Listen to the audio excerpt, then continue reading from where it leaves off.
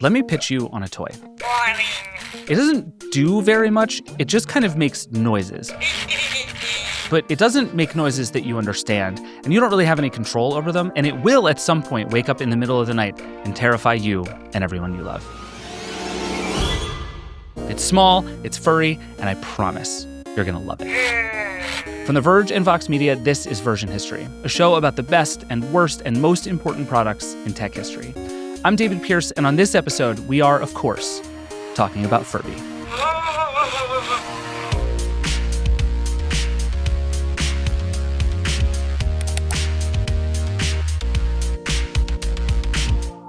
All right, we're back. It's Furby time. I have 3 guests to introduce you to today. First, here in the studio with me, the Verge's V Song. Hi, V. Hello. You, I would say, have covered sort of around the Furby space a lot. I think you have spent a lot of time covering like interesting trends and fads in Asia and how they've moved to the US. You have weird experiences with Furby that I'm not completely sure I'm ready to talk about. We'll get into it. Okay. But yeah, I actually used to build robots in high school. Did you really? Yes, I did. I was didn't know part this. of a RoboCup junior team, but I wasn't interested in making the robots play soccer. I was interested in making them dance choreography to Singing in the Rain.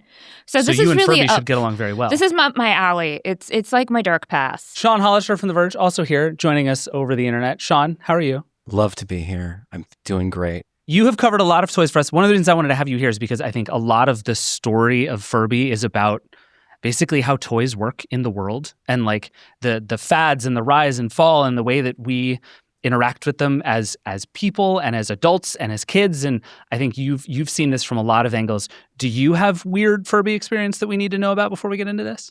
I reviewed a Furby with my kids in 2023, and my wife kept butting in to say, "Oh God, it's that thing that I remember from my youth.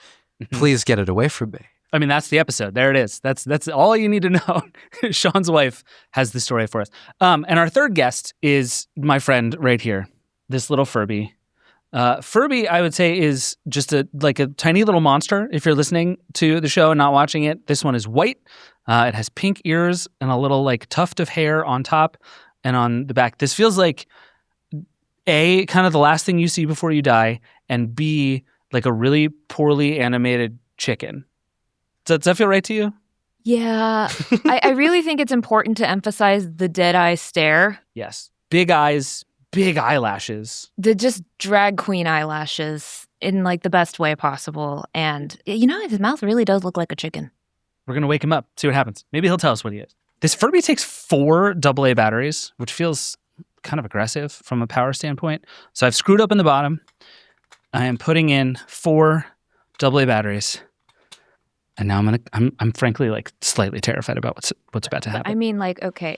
Oh no. Oh, that noise. Coco. Its name is Coco. Its name is Coco. Hi, Coco. Okay.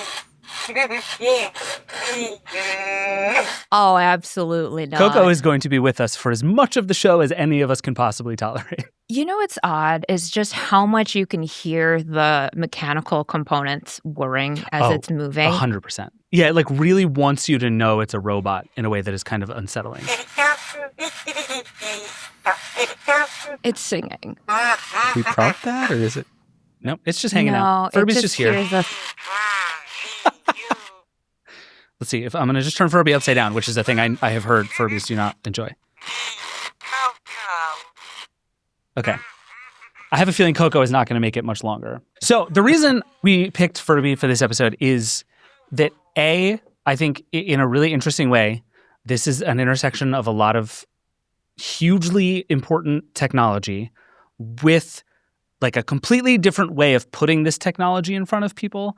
And it's also like, this thing is artificial intelligence, right? Like we are in a moment, it is like, and I want to talk about this. They talked about this thing in the 90s as artificial intelligence. And they understood a certain way that maybe we would come to interact with our friends and our devices and our computers. And like in a very real way, Furby represented a vision for the entire future of technology that I think is absolutely fascinating. So the story begins with this guy, Dave Hampton, who's an inventor in California. And he has what I would call the like classical tech guy backstory. He's like, every interview, he's like, oh, I grew up taking apart radios. And it's like, yeah, but so did everybody. You know what I mean? But anyway, he then goes to the Navy to work on planes and radio equipment. He winds up learning a bunch of languages while he's stationed around the world. This becomes very important to the Furby and the language that Furby speaks, which we will come to. He worked on navigation equipment. He opened a Thai restaurant in Thailand. He wound up working for a bunch of early computer companies. Coco's a big Dave Hampton fan, as I'm sure you can hear.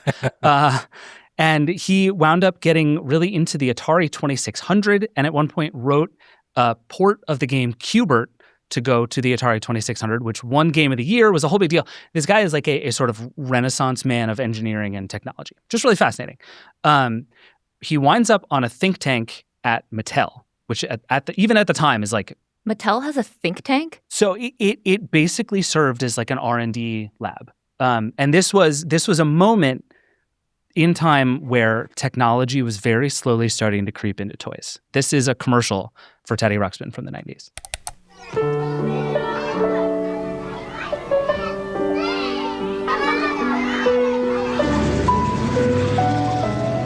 Oh, I remember that now. Hi, my Absolutely name is not. Teddy Ruxpin. Can you and I be friends? So this is showing a kid getting on a bus with Teddy Ruxpin. And Teddy Ruxpin, if you've never seen, is basically just an enormous teddy bear with a cassette player in his back. Is it adorable or is it the creepiest teddy bear you've ever seen in your entire life? It's creepy. Okay, I have to admit, thinking back, I actually wanted one of these. A lot of people did. Being a little boy, I was like, should I want this? But I wanted it. Look, Sean, there's no shame in it. Anyway, the first thing Dave Hampton works on is, do you remember the CNC device? This is another old, like, sort of interactive, you talk to it kind of toy. But Mattel is like, no, we don't care about the electronic version of this. Moving on. But so he goes off to found his own company. And I would say the story is either partly company mythology or totally company mythology. But the story he tells is that his son needed jaw surgery, and he needed like $100,000 to go pay for this jaw surgery. He has a good reputation in the industry, thinks it's very exciting. And so what he thinks is maybe I can sell a toy, get some big pre-order, and just off the royalties, go pay for this surgery. So he's like, I need a windfall of cash, and I'm going to do it by building a toy that a bunch of people want. And there was good reason to think that he could do that back then because the toy industry kept having these crazes. There was the Cabbage Patch Kids, there was Tickle Me Elmo, there was Teddy Ruxpin. There was always this must-have hot holiday toy. My size Barbie. So if he could make one. And if you could make the one, and I guess just a feature of the way the toy industry works is they make so many of these purchasing decisions up front that he's like, I don't care if it's not a hit. If I can convince you that it might be, I can get all the money I need out of it before the thing even gets made. So this seems to be his game plan. And he and a mechanical engineer named Caleb Chung, whose name is going to come up in a couple of different contexts here in a little bit. He's an interesting piece of the story too. They go to the New York City Toy Fair in 1997, and they go to the booth of a company called Bandai. And in 1997, do either of you have any idea what Bandai might be showing off at its booth at the New York City Toy Fair? Power Rangers. Power Rangers. Yes. Power Rangers are the reason everybody is going to the Bandai booth. But there is another thing that the company is showing off that is a big hit in Japan that it is thinking about bringing to the United States. It's called Tamagotchi. Oh, Tamagotchi. So this is pre-Tamagotchi craze. No one in the U.S. knows what Tamagotchi is, but they are, by virtue of being able to bring all these people to their booth to see Power Rangers, they're starting to show them, hey, we have this other thing. It's already a hit abroad. We think it's going to be big here. So Dave and Caleb see Tamagotchi, and they immediately understand that it's something. But Dave in particular has this idea of like, okay, Tamagotchi is, it's this little digital pet, but it's on a screen, and it's pixels, and you interact with it with buttons. And what he says is, okay, I wonder if we could do this same thing, but better and more three-dimensional and more real. And Caleb said later, the thing he quotes Dave as saying is, he says, I just want a little guy that will be my friend, which is like a little bit sad and also deeply fascinating. The parallels between that sentiment and the guy who created Friend, the glowing AirTag that I had to wear around my neck and angered people all across New York recently, it's a 1-to-1. I just want a little guy to be my friend. But they end in completely different places for various reasons. Yeah. So they go off to try and make this thing, and pretty immediately they patent the idea and they start to figure out what they're going to make. And here, let me really quick just show you a picture of the patent. I actually have 2 images I want to show you of the original patent from Furby. Because God. It is, on the one hand, like, the way I would describe this is like steampunk Furby. It's got all these diagrams, right? And there's actually a lot of incredibly complicated stuff going on in Furby. So it's pointing to all the different parts, explaining how they work, and it looks creepy and horrifying. Because if you just tear the thing all the way down, it is just a little tiny alien robot. But then there's this other picture in the patent filing that is just Furby. Like, it's kind of incredible. What you've just said, I want to invert it completely. I was looking at a cute little steampunk robot bird, and now I am looking at an eldritch horror. I don't know what you're talking about.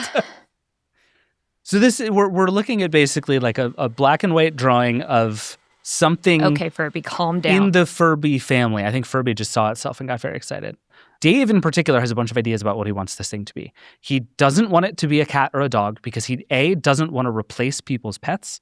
A thing he said a bunch was like, there are dogs and cats in shelters, and I want you to have one of them, not my robot toy, which I actually think is really admirable. That is. He's like, I don't want to take the place of an actual thing that you might have. I want to build something different and complementary. But like 1 year later, Sony does the Aibo and says, no, you should have a robot dog instead. Yes. Listen. And a thing that Dave also said about this was that trying to do a dog or cat was a mistake because everybody understood what a dog or cat should be like. And so your rough approximation of it would feel really bad because it would feel like you were just giving them a lesser version of an experience they understood, which I think is like kind of the Aibo experience, right? It's like it wanted badly to be a dog, but it wasn't. And it just didn't quite hit the same way. Whereas like, whatever the hell Furby is, it is different. The Aibo hit with some people. They were holding funerals at Buddhist temples for the Aibo. Were they really? Oh, yes. It was a whole thing. Japanese people got really attached to their Aibos and had relationships with them. And when Sony discontinued it and they stopped making the stuff,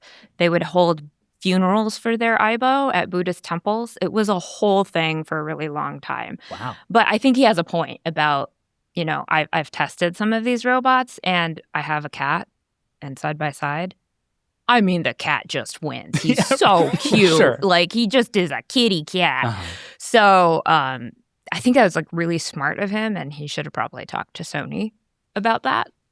Saved them some trouble. Yeah. Yeah, just a little. They start working, and almost immediately, like in a matter of a few weeks, they build their first prototype, which they called Furball, which, fun fact, is the origin of the name Furby, a thing that I probably should have known but did not know until prepping for this episode.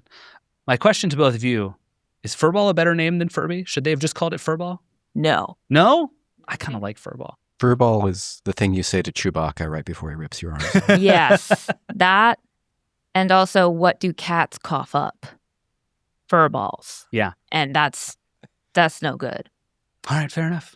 Fair enough. So they agreed with you and get away from the name Furball pretty quickly, and they move to Furby, which I think is like a little cutesier. There's a lot of cutesy in the development of Furby. They wanted this thing to be cheap. Like when Furbies came out, they were like $40, which is remarkable for how advanced it was at the time.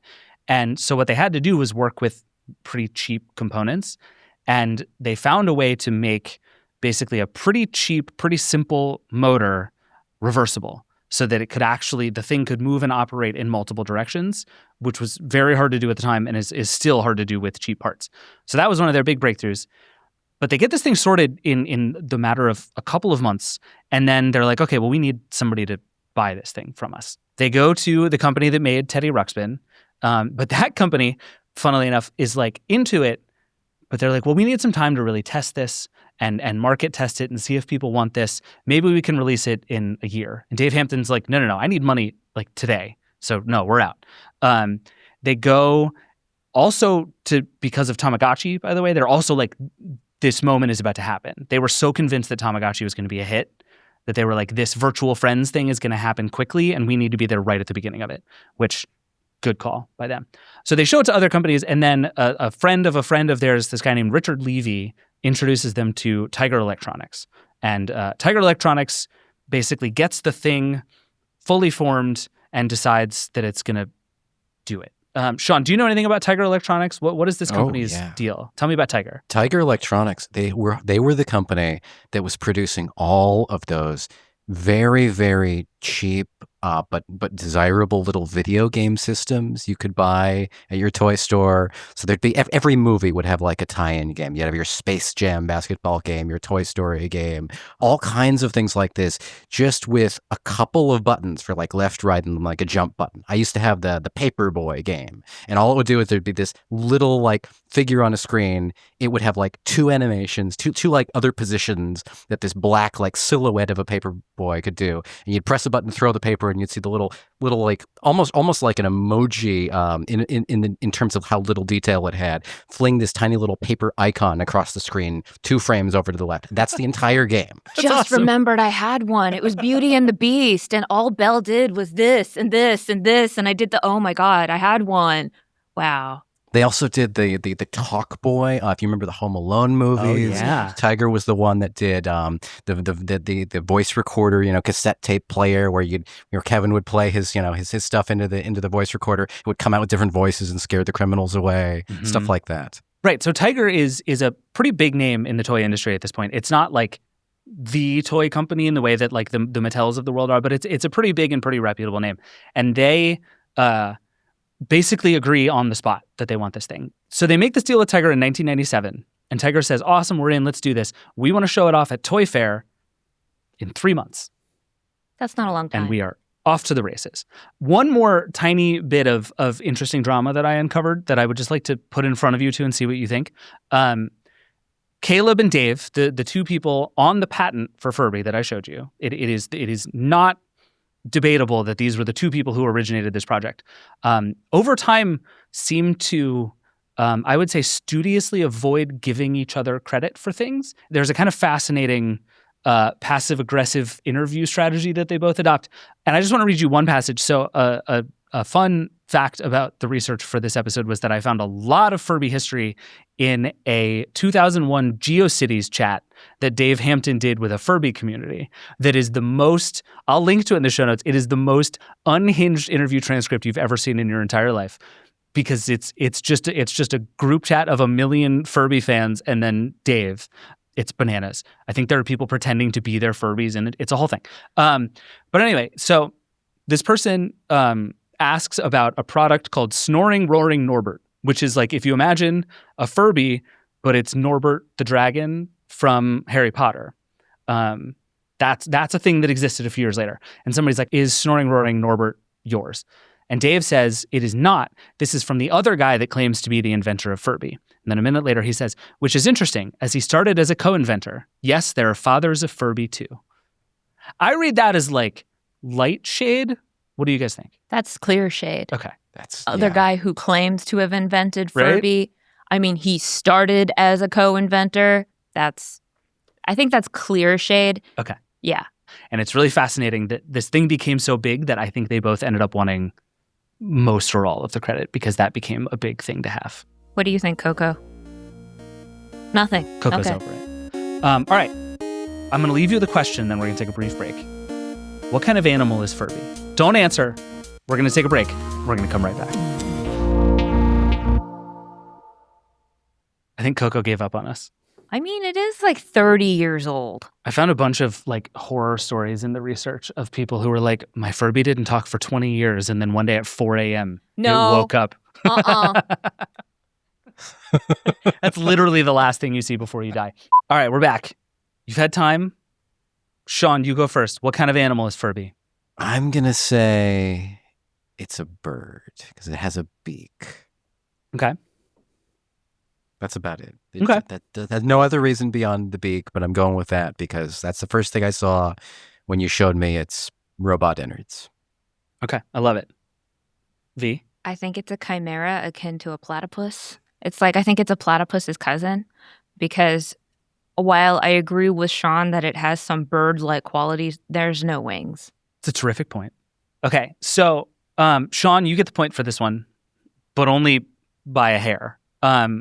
there have been many theories about this over the years, and I think it kind of no one is wrong.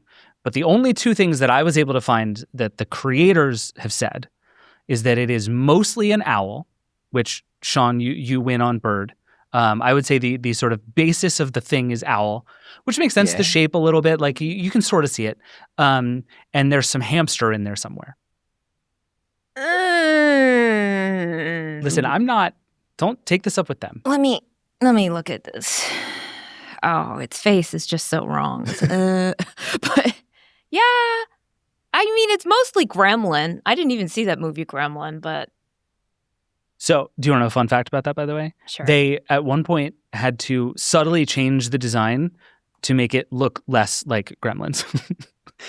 If its ears were bigger, it would look even more like a gremlin. I think it's better if we just shut Coco's eyes and then close. Okay, I can't close its mouth, but he seems more peaceful with his eyes closed. That's nice. He's sleeping. He's sleeping.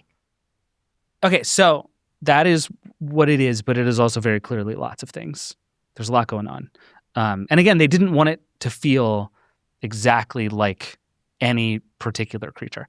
But one thing I did think was interesting is that at the beginning, as they were building this stuff out, and especially as it got more popular, they started to have ideas about lots of other kinds. They wanted to do Furbies of the sea, air, and land, is the way that Dave put it.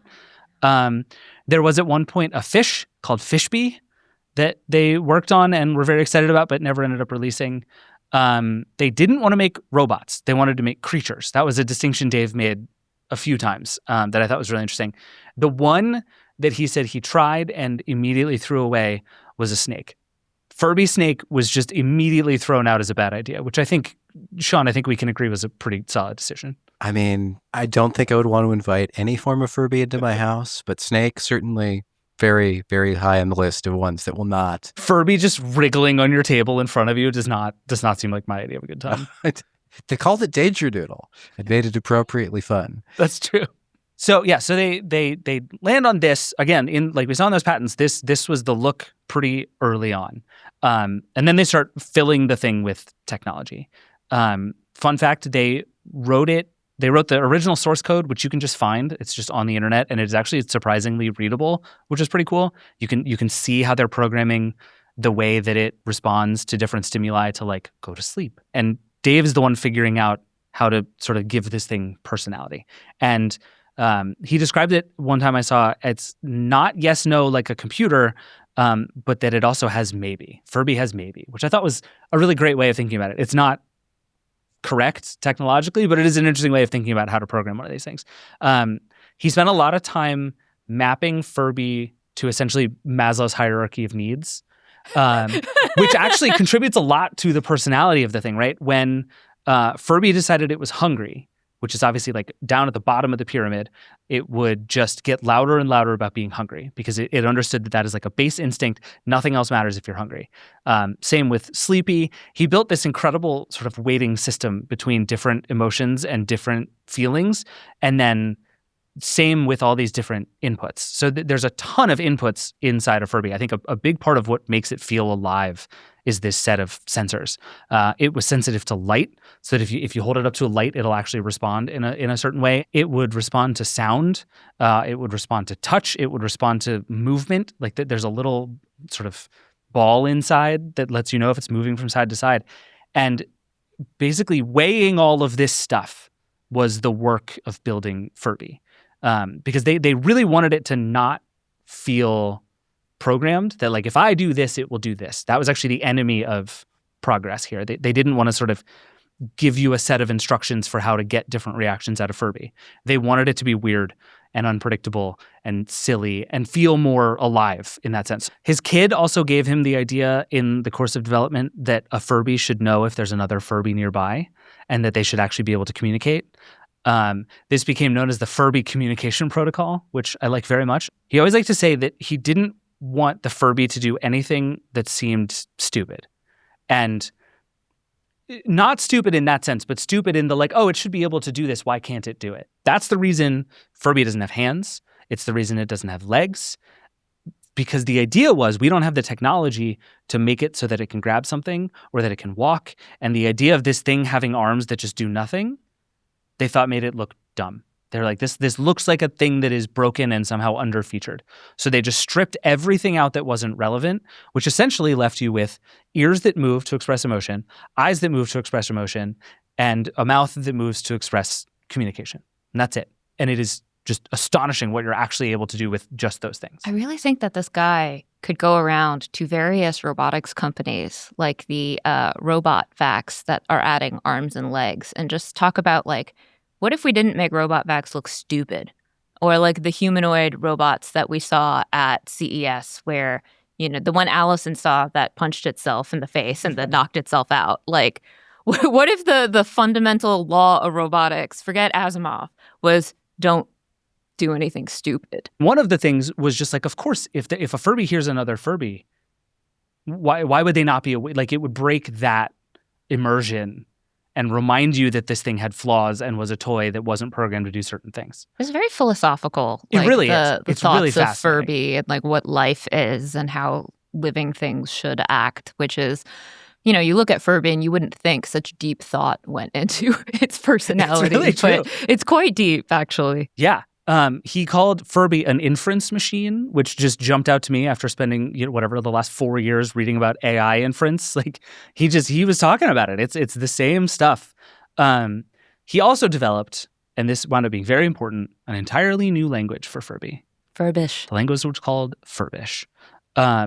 Furbish is a made-up language, but it has lots of real languages in it. So there's some Thai in there, there's some Japanese, there's a little bit of Hebrew, there's a little bit of Chinese. There's a lot of like funny puns that he did on purpose. Some of the Furbish words sound kind of like swears, which Dave said he didn't do on purpose, but I don't believe him. So the Furby initially had a vocabulary of about 200 words, and over the course of your time with it, it would actually start to learn English. So it would start speaking in Furbish, and then this was one of the ways they wanted to feel interactive with you. The more you talked to it, the idea was, the more it would start to learn English. This was, of course, not actually an interactive experience that way, but it was meant to feel like it was hearing you and learning from you and talking to you. Dave said at one point that he actually did build a voice recognition feature for it so that Furby actually could have understood you talking to it and maybe do something back. But he didn't think anybody was interested. And also they were at such a like precious technology barrier that they ended up just not doing it. At a different time, this could have been like a vastly different Amazon Echo. 100%. And infinitely more creepy. Yes. Just Ite, Furby, buy toilet paper. You know, it's just like, There's some other world where that was what Furby was. Somewhere an Amazon executive just wrote that down and was No, like, don't do it. I'm give it time. sorry. I take it back. Toy Don't Fair do that. 2027. This is no. coming. I made a mistake. I made a huge mistake. Sean, and I think that was new at the time, right? Like I'm thinking about, you know, we named a couple of Tickle Me Elmo is a little bit of that sort of it is a mechanical thing designed to be cute, but I don't feel like cute was a thing you would ascribe to many toys of that era. I think that there was this fascination by certain people who did think they were super cute. Like I'm sure Furby sold however many millions because people thought it was cute, not just because they wanted a robot in their house. For sure.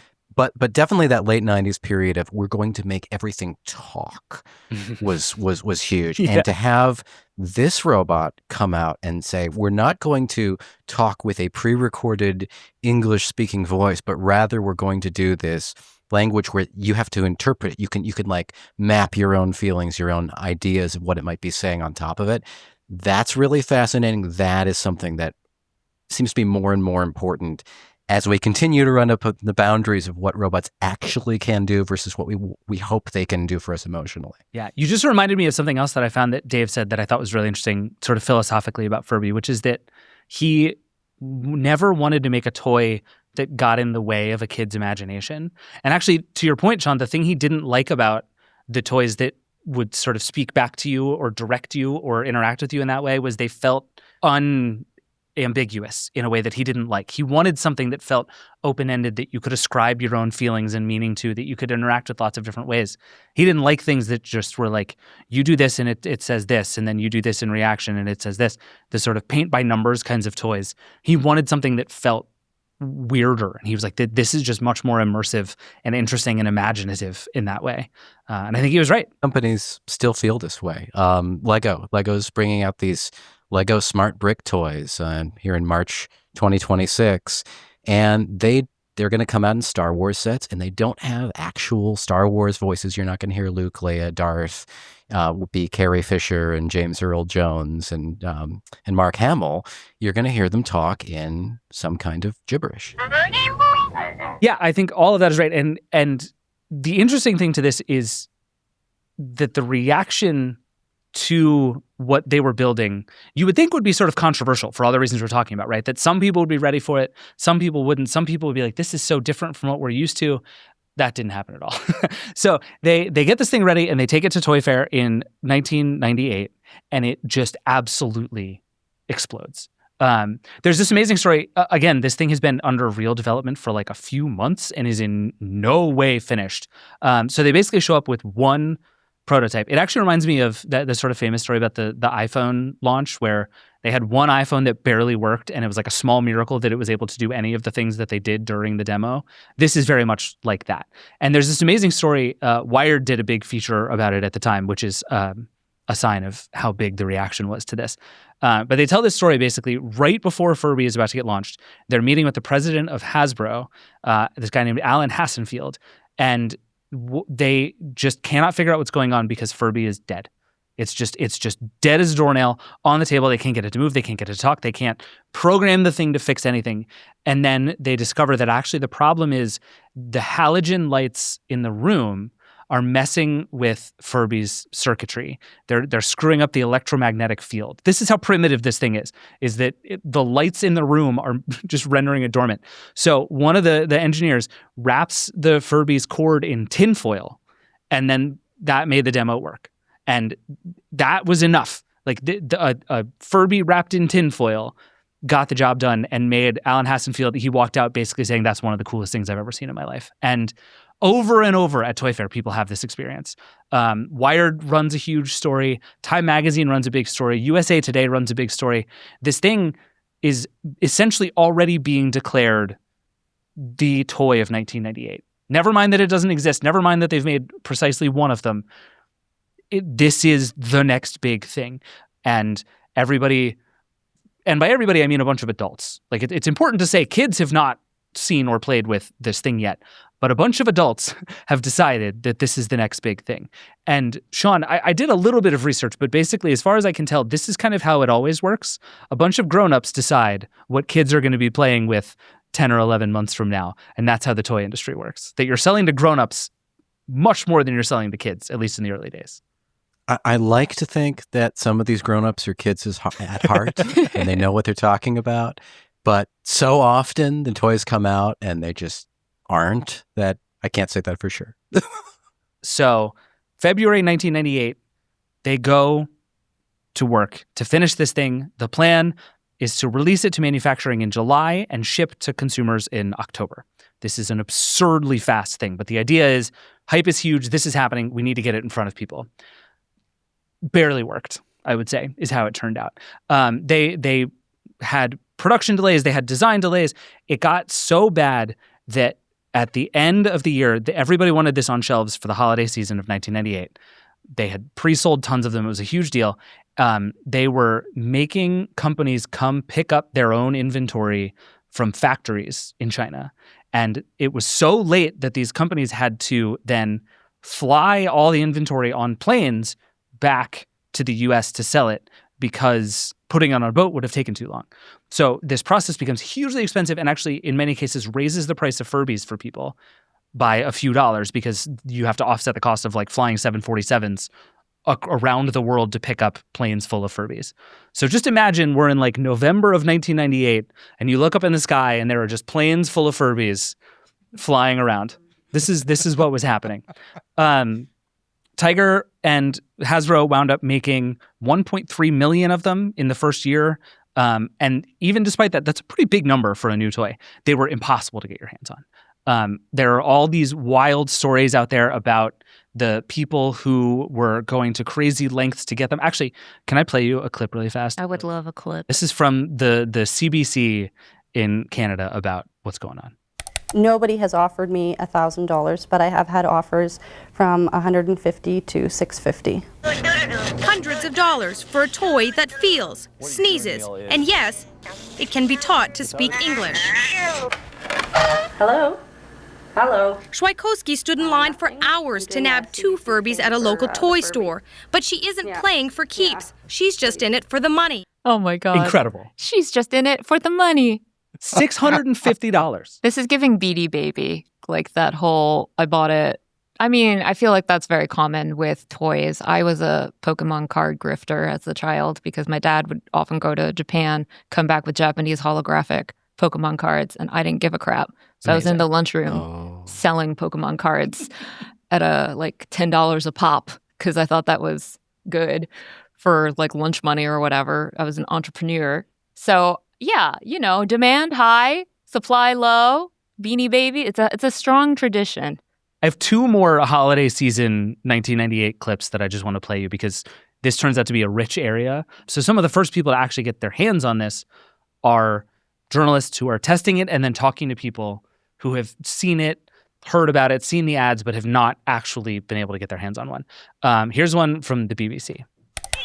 And finally, you're almost certainly going to be seeing a lot of this little guy soon. He's a Furby, one of just a couple in the country, but he's predicted to be in huge demand in the run-up to Christmas. Be quiet. Now, he's a kind of furry Tamagotchi. Like a Tamagotchi, the electronic pet, he needs loving and care round the clock.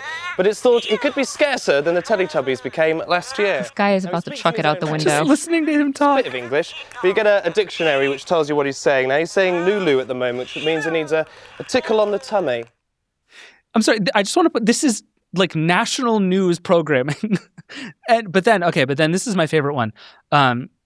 This is a CNN reporter who I think maybe hates Furby more than I've ever seen anyone hate anything on television. And I'm playing you the end of a clip that is about the sort of furor in the run-up to the holidays. When water was spilled on a gremlin... Great, thanks a lot. Sorry. It reproduced. But when we tried water on Furby, all he did was burp. In a test of Furby's endurance, they put him in the freezer. We stuck him in the freezer.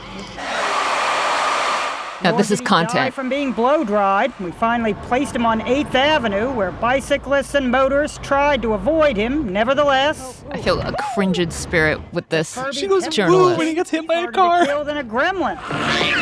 Furby's just tickled. Not to be roadkill. Ginny Mo, CNN, New York. CNN. If this CNN reporter happens to see this, please reach out to me. I want to be best friends. I think we so have good. a similar philosophy in testing robots. So this is my favorite thing about this because everybody has one of 2 reactions to Furby, which is either you love it to bits or you would like it to die. And there doesn't seem to be any middle ground. And look at it. Everybody who is annoyed by it is so incredibly annoyed by it that they would like to fling it out of a window. And then there are people, a story I saw a bunch was that the first run of Furbies, as the first run of any kind of gadget, was like a little bit finicky. So some were breaking, there were issues. But a lot of people would report something wrong. They would report back to the company and say something's broken. And then they would say, oh, okay, send it back. And they would say, no, I don't want to. People got so quickly so attached to their Furbies that even if they were broken, they wouldn't send them back because they immediately just adopted them as a member of their family. That's the power of cute. I think the most controversial thing about it at first, and maybe forever, was that it had no off switch. The only thing you could do was take out its batteries. You couldn't turn it off. You couldn't tell it to be quiet. It was this unpredictable little maniac that just lived in your house. We asked people to send us emails and send us voicemails about how they felt about their Furbies. This one comes from Zach. Says, we got a Furby around 2000. We thought it was interesting at first, but found the marketing about being able to teach it to talk was a complete lie. We also couldn't find the power switch, so we threw it one story down a staircase repeatedly for an hour or 2 to try to break the thing to get it shut up, but failed to kill it. Furby. You could have just taken its batteries out. Very good. But then year 2, the Furby sells 14 million Furbies in the year 1999. Two funny things that happened in 1999. One, the FAA, which governs airlines, warned people not to bring Furbies onto airplanes because they were worried about it disturbing the workings of the planes. This is back when they were like worried about, phones and everything disturbing the interference. So they were telling people, it reminds me of like the Galaxy Note 7 when they're like, please do not bring that thing on the plane. Airlines were telling people to take the batteries out entirely. Furby is a weapon of mass destruction. Yeah, seriously. The other one, and this one's even better, the NSA, the National Security Agency, banned Furby from a bunch of different locations around the world, believing that Furby might be recording sensitive conversations. There was the sense that there is this living thing in the room with you, and what if it's actually hearing what you're saying? Technically speaking, this thing is incapable of recording audio. There is nothing in it recording. And actually, it's a real statement on how good the thing is at seeming like it's interacting with you, even when it's not, that it is actually able to convince you that it's recording your audio, even though literally, technically, it couldn't. By the end of 2000, the number is 40 million Furbies. So this is like a little over 2 years. They've sold 40 million Furbies. All of a sudden, all of these other Furby-like things come out. There was a thing called Poochie, which means nothing to me. Simpsons Poochie? No. The Tamagotchi was also a hit, which is semi-related. It became a pop culture phenomenon. It shows up on talk shows all over the place. Rosie O'Donnell winds up being like a famous fan of the Furbies. She had it on her show a bunch of different times. Here's just one clip. So cool. That's great. Nice. We have something for eBay. We have the, first of all, for everybody in the audience, and 500 toys for tots. Furby. There you go. Furby, okay? She shakes the Furby to try to wake it up. I love it. And the Furby people nicely made a one-of-a-kind Furby. That they made a Rosie O'Donnell Furby. It's supposed to be me. What? And the really scary thing is they had the Furby designers come to make sure it was exactly like me. And they actually looked at that and went, perfect, that's signed Rosie. off on that. Did they put a wig on it? It's very good. Yeah, I think they put a wig on it. Okay. So this thing shows up several times on various Rosie O'Donnell episodes. There's also an episode of Friends where I believe it's in Joey and Chandler's apartment. There's just two Furbies on top of the microwave at one point. They never mention it. There's just two Furbies. It's delightful. But my favorite one is Furby in 1998. Again, at like the height of the holiday craze here, Regis and Kathy Lee spent like a week with Furby on their show. And Regis in particular really goes through like an emotional journey. Here's the very beginning of the first day they had it. How'd you do it? Now you just dial the number. This stupid thing is bothering me. This is good. He picks up the Furby by its hair. Talking, like, he's talking. Shut up! Okay, so that's day one. So then Furby sticks around, and a few days later, Furby continues to talk, and Kathy Lee says, okay, maybe we'll auction off the Furby. Somebody in the audience can have it. We can make a lot of money. What about if we do a little auction? I don't think so. How about for Cassidy's place? We raised about I don't think so. $1,000 here. You'd be writing out a check right now. I've got attached to my little Furby. Reese, you won't even do it for Cassidy's place. No, come on. Aww. It's like 2 days, and Regis goes from I hate this thing to petting it and not wanting to give it up for charity. That's Furby for you. It's good stuff. So, do you guys remember this phenomenon at all? I have to confess, the Furby craze did not really cross my world. Perfect age for it. Yeah. 1998, I was 10. Okay. So, it was peak Pokemon, peak Furby. I wanted one, and my dad, in his very strict, stoic Asian dad voice, was just like, no. Absolutely not. My dad was very anti-Furby, and I had a friend who had a Furby and brought it over, and the look of disgust on my father's face was just so strong. He's just like, you're not a child anymore. And I was like, but I'm 10. And he's like, you're not a child anymore. And so, Furby was something that I was just very like, this is mysterious and I can't have it. So I wanted it. Was your friend who had one, was it like a big deal that your friend had one? Oh, she was obnoxious about it. She was just like, There's I always got a the one. Furby and I got to tickle me Elmo. And it's just like, okay. Yeah. Great. I guess your parents love you. Or whatever. No, I think my dad had a point because he also saw the Tickle Me Elmo and he was just like, Americans are ridiculous. But It's not wrong.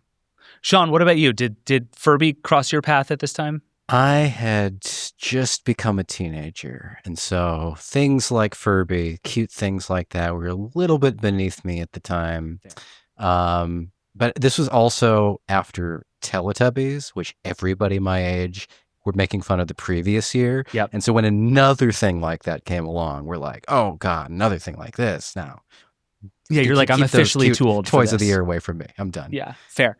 But then it kind of comes back around. So the wildest thing to me about the Furby story was in 2001, it already starts to wane. This incredibly hot toy that everybody wants. It's a big thing. It doesn't die, but it ceases to be a phenomenon in 2001 very quickly.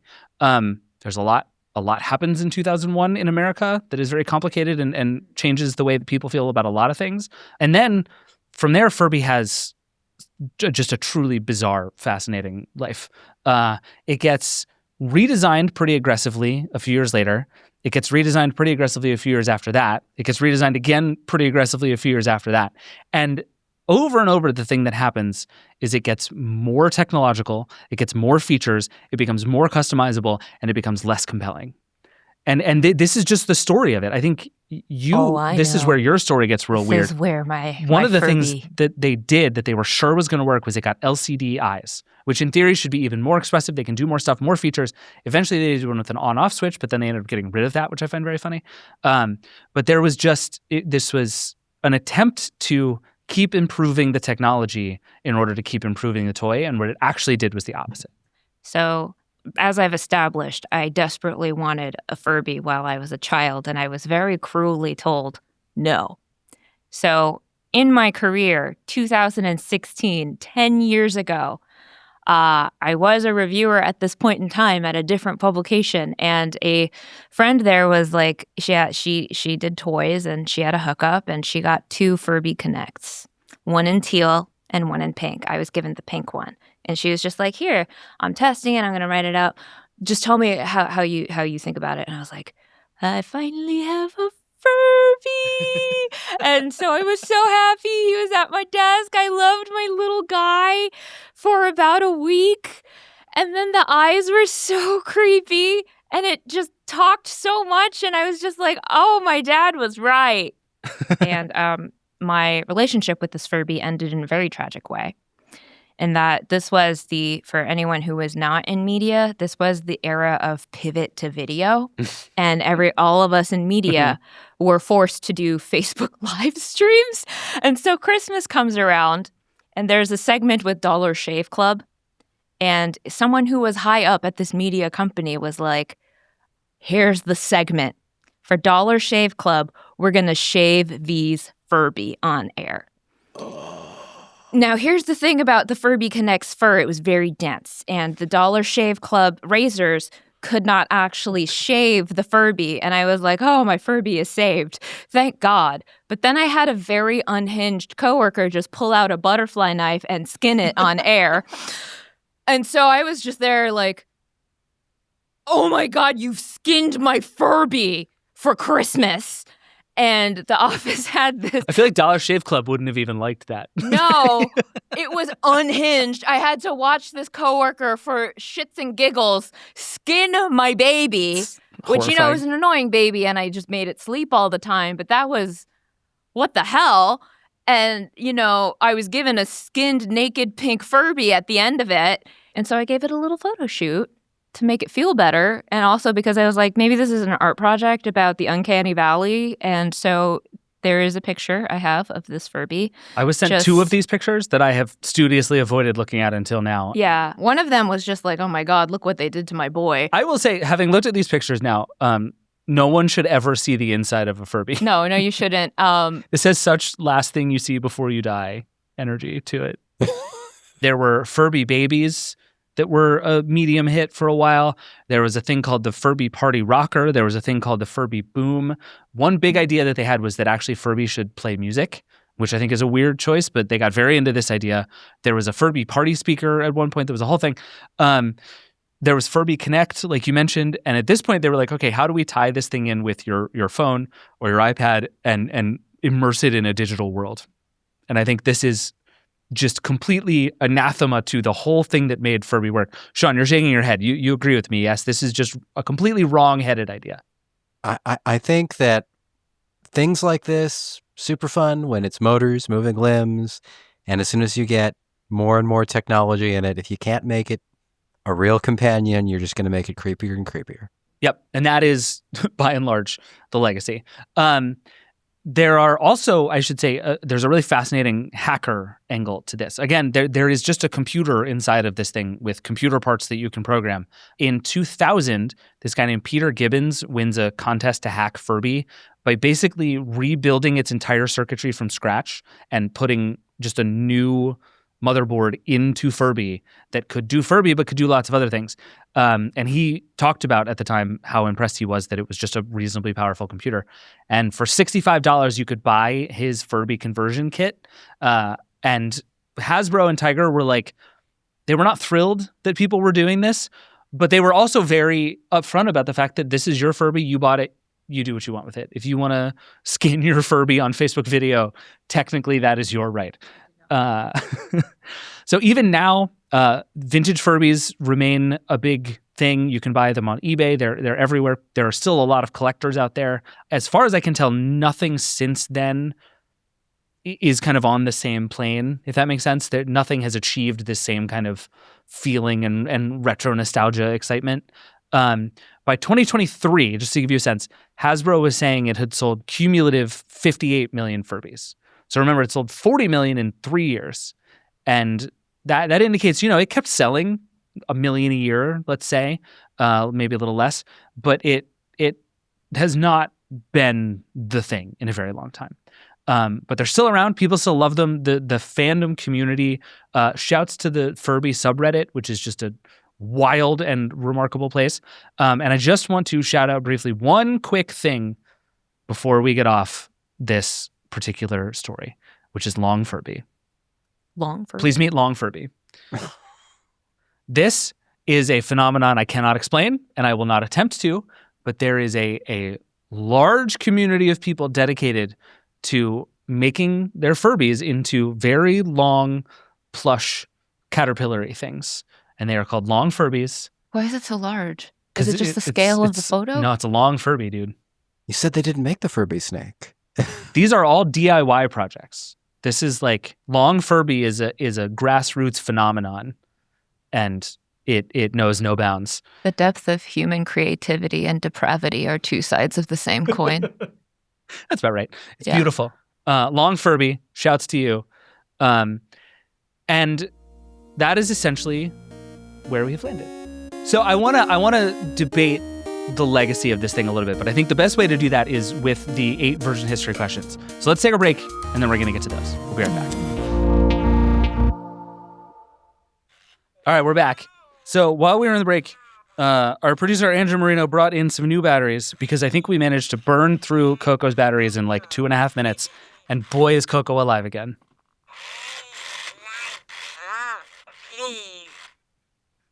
Okay, Coco. Really?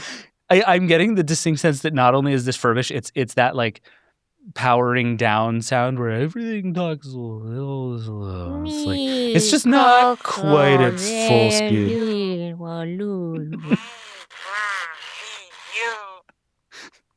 I mean, this is like 30 years old. I know. I'm impressed this still works.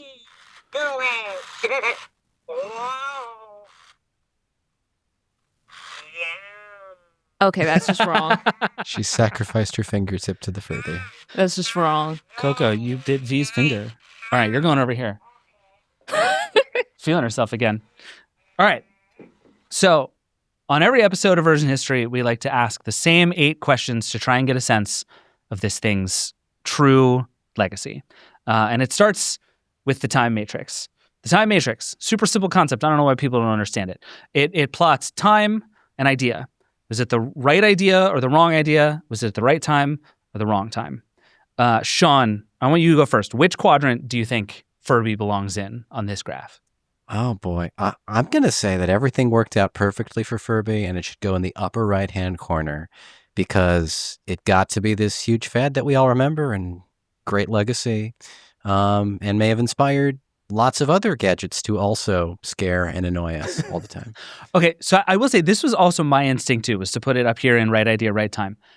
But there's a version of this, I think about this more and more, where if you take the way that Dave Hampton in particular thought about this thing and the sort of philosophy that he brought to it, but give him 2 decades more technology, could this thing be remarkably better?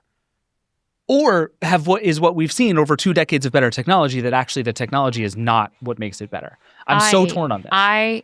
In my personal opinion, I think it was the wrong idea at the right time. Oh, interesting. For that, I think it hit at a time like where it was going to hit. That was the time for it to explode. It was the time of toys. It was the time of like Tickle Me Elmo's, Furby. It was the right time for it.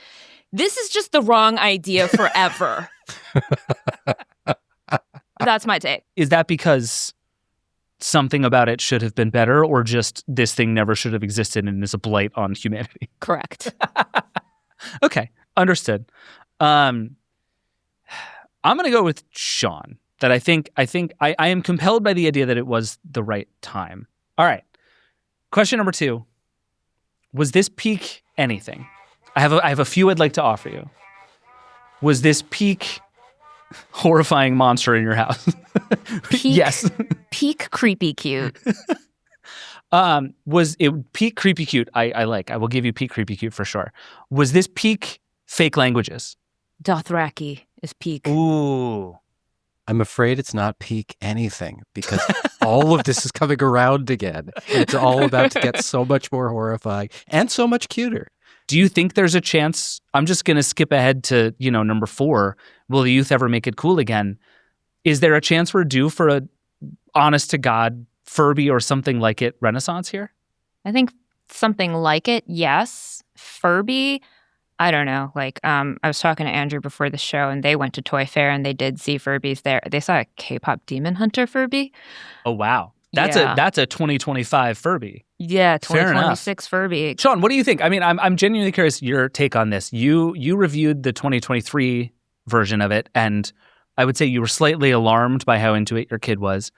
But do you think, I mean, again, we have advanced the technology that would theoretically make this possible by orders of magnitude in the last 28 years.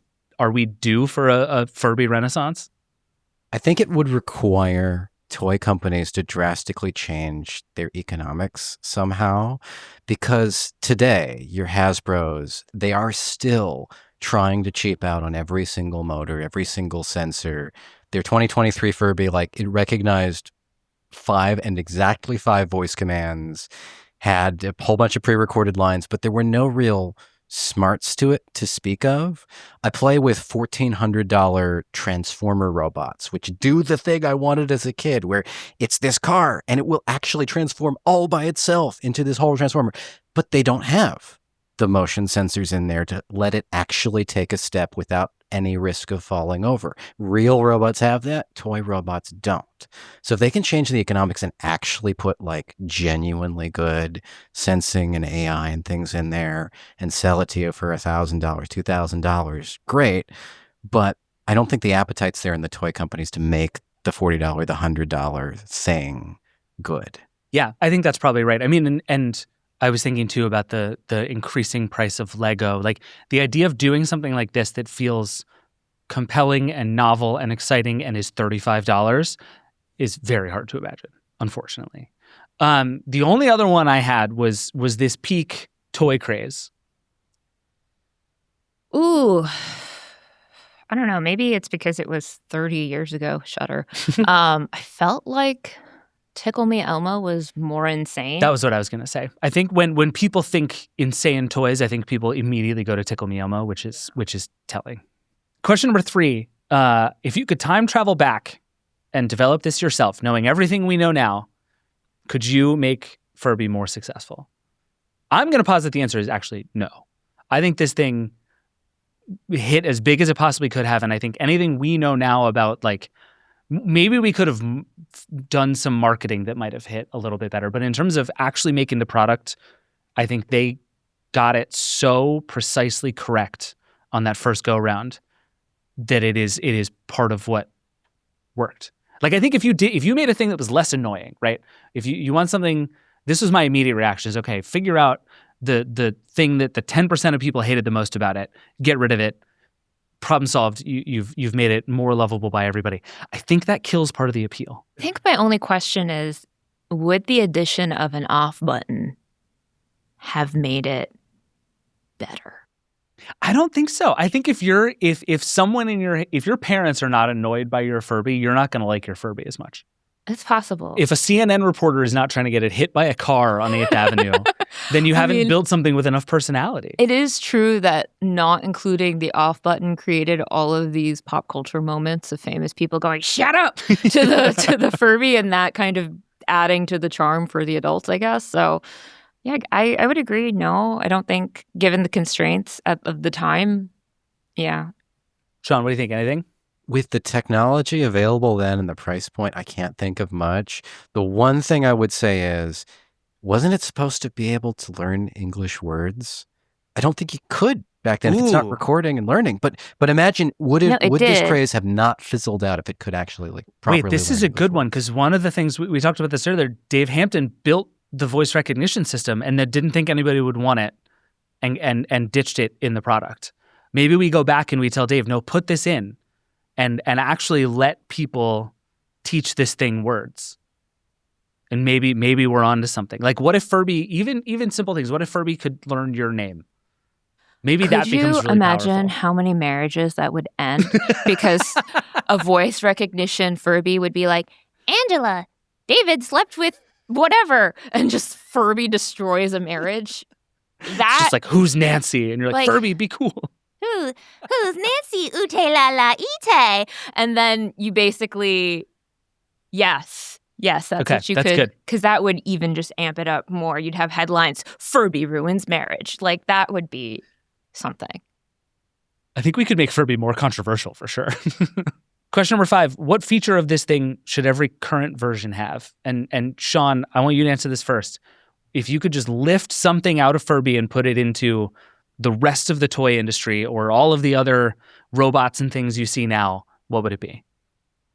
Turn it upside down and make it plead for its life. I love that. Oh, that's so did it die? Oh no.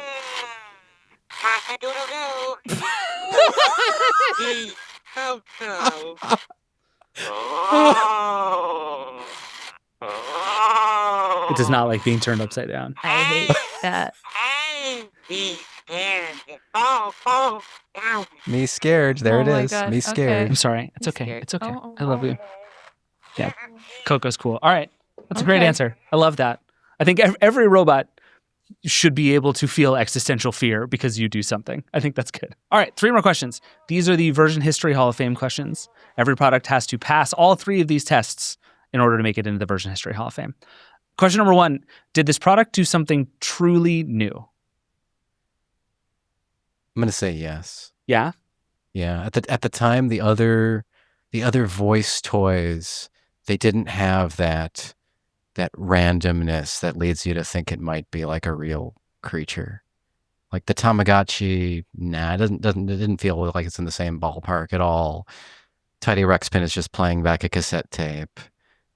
Tickle Me Elmo, pre-recorded sounds. This is a new level.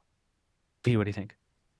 I guess that's a fair assessment, because I was thinking to myself that like a lot of different aspects of Furby were things that we had seen before, like in all the toys that Sean just mentioned, but I think maybe synthesizing all of them together and just the surprising deepness of David's philosophy going into that, I think, was pretty unique. I tend to agree. I think the way they went about making it work was new.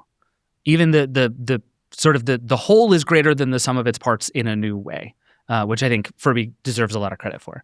Question number 2, I have a feeling we're all going to disagree, and I'm right, and it's fine. Was Furby either remarkably good or remarkably bad? It was remarkably Furby. I don't think it was remarkably good. I think it was remarkably clever. Clever and good, I don't think necessarily are synonymous.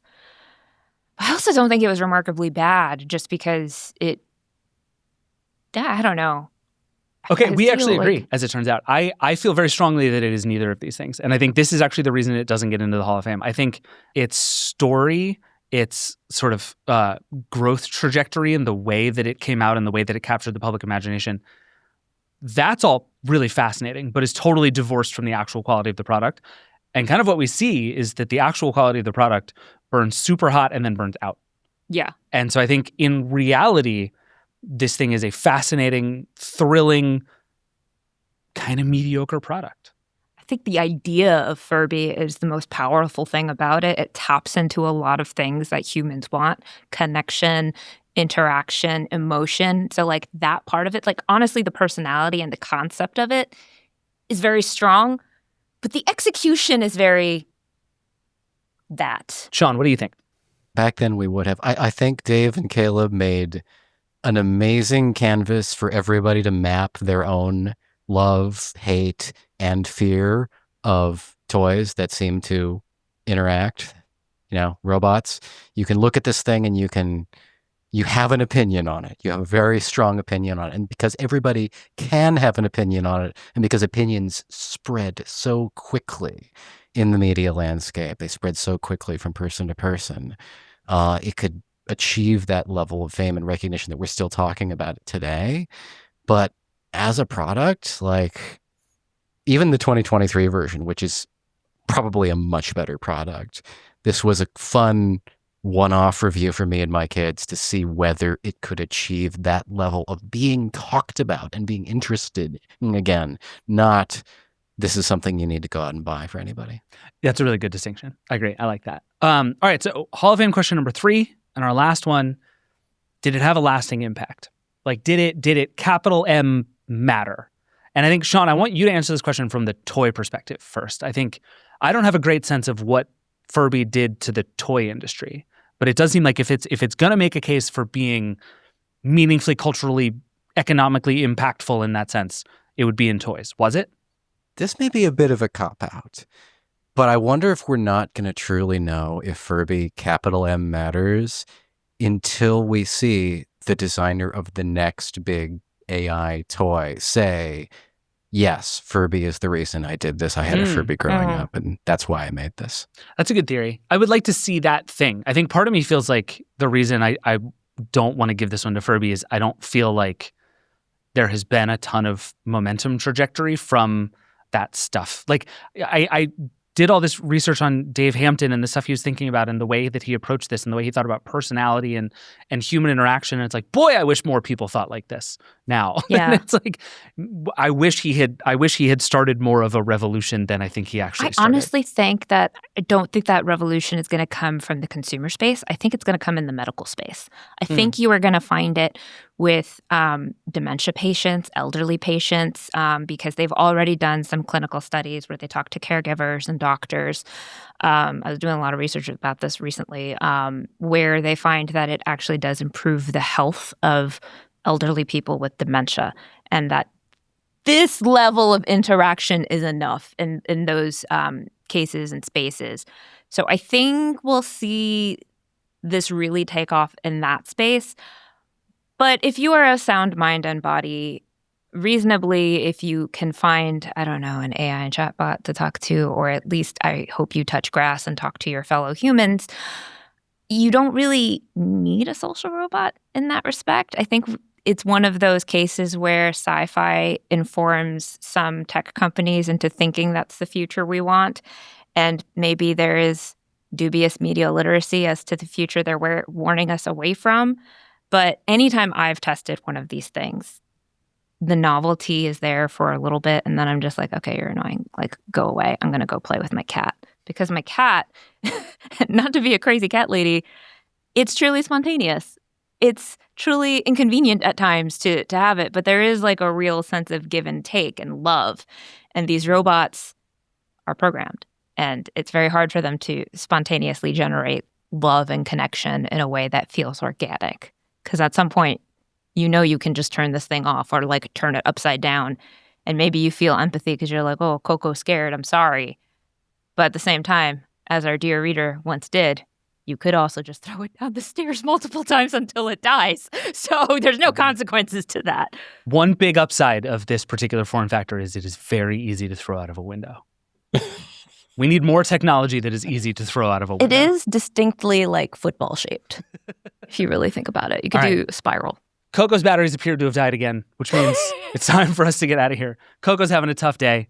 Sean, V, thank you both so much for doing this with me. This was tremendously fun. Thank you, as always, for watching and listening. And as a reminder, the best thing you can do to support all of this is send us new AA batteries so that we can make Coco work again. And also subscribe to The Verge, theverge.com/subscribe. That is what enables all of this to happen. And it means you get ad-free podcasts. This one, The Vergecast, Decoder, all of it. theverge.com/subscribe. Thank you as always. See you next time.